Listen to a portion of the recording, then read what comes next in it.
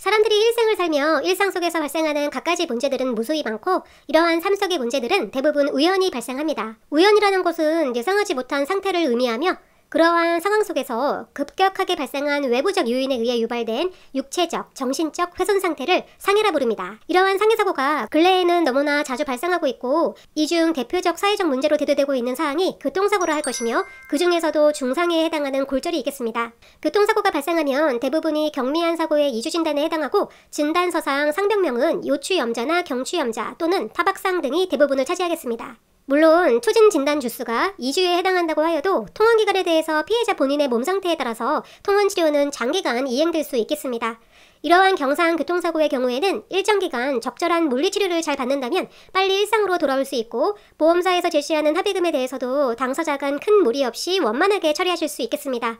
왜냐하면 경상사고의 경우 보상 범위가 대부분 정해져 있고, 통원치료 횟수 및 기간이 많거나 긴, 몸 상태가 좋지 못한 피해자의 경우 향후 치료 비용에 대해서만 차이가 발생하기 때문입니다. 그렇다면 교통사고로 발생한 골절사고, 그중 척추압박골절 관련 보험사 합의금은 어떻게 결정되고 피해자분들은 어떠한 방법으로 공정한 보상을 받을 수 있을까요? 구독, 좋아요, 알람 설정 부탁드릴게요.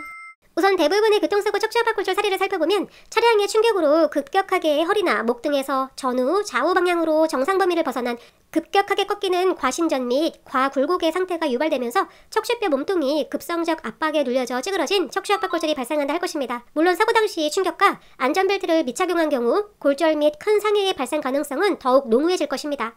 사람의 척추는 일반적으로 26개이며 허리뼈 5개, 등뼈 12개, 목 7개 등으로 이루어져 있고, 가장 많은 골절이 발생하는 위치는 허리뼈인 요추 1번, 요추 2번과 등뼈인 흉추 12번 등이 있겠습니다. 이 부위에서 비교적 다른 척추들에 비하여 압박골절 및 골절이 자주 발생하게 되는 이유는 모여있는 척추의 구조적 모양과 생리적 기능 때문이라 할 수 있는데, 흉추와 요추가 만나는 부위를 배요부라 부르고, 해당 부위를 측면에서 바라볼 때 전면에서 후만 굴곡을 이루는 등뼈에서 허리 부위 요추를 만나면서 전만 굴곡을 그리게 되어 이 위치에서 상체의 하중이 집중되기 때문에 큰 충격으로 몸통의 급격한 비정상적인 굴곡 및 신체의 움직임으로 척추가 눌려지기 때문입니다.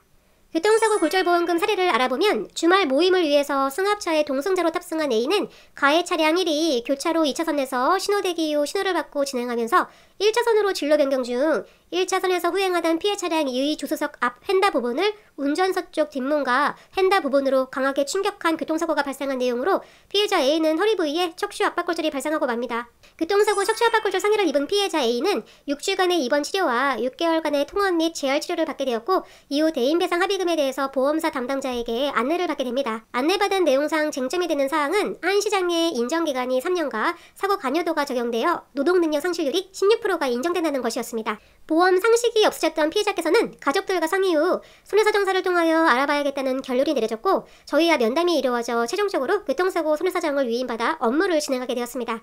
그 결과는 척추압박골절 한시장의 5년과 사고관여도 100% 및 노동능력 상실률 32%에 대해 보험사로부터 인정 및 승인받을 수 있었고, 피해자분에게 공정한 교통사고 골절 보험금을 받을 수 있었던 사례였습니다. 교통사고 골절 손해사정에 있어 핵심 내용은 보험사에서 알려주는 내용만 믿고 생각하지 마시고, 그러한 사안과 더불어 피해자분들을 위해서 업무를 진행하는 경력 있는 독립 손해사정사와 심도 있는 상담을 받아보시는 것이라 얘기해봅니다. 피해자분들의 손해에 대해 보험금을 보상하는 자인 보험사와 자신의 손해를 정당하고 공정하게 받으려는 피해자의 입장은 당연히 대립되는 관계이기에 한쪽의 말만 믿을 수 없고, 충분한 검토가 이루어졌을 때 정확한 합의금이 보상될 것입니다.